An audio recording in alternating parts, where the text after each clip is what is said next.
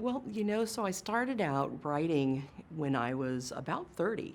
So when I was a kid, I had no idea that I wanted to be a writer. I read voraciously. I read Nancy Drew. I would, take my Nancy Drew books and climb up in a tree and read them and go up onto, we had a shed. I'd go back up on the shed or out into the cornfields and I'd read.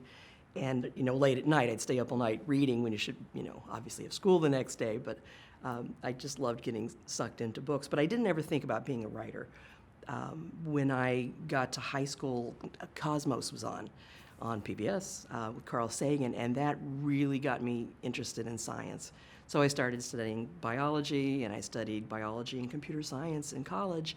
And when I graduated, I became a computer geek at a software company and did that for a few years.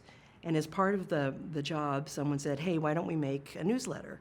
So did anybody like to do it? And I said, well, I'd like to do it. I've never done that before. So I became the editor of this very small, technical, really boring little newsletter.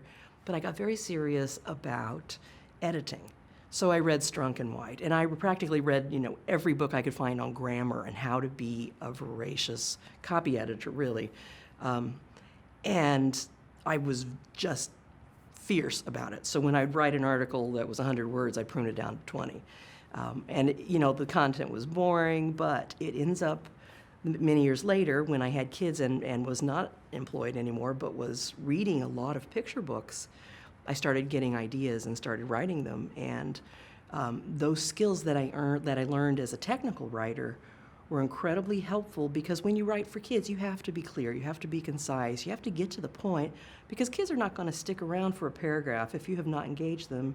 They have things to do. They have many more interesting things to do than to read a book that's boring. So I'm always very, very conscious of that. And so that sort of fierce, direct approach to the story, but also trying to make it engaging is just at the heart of writing.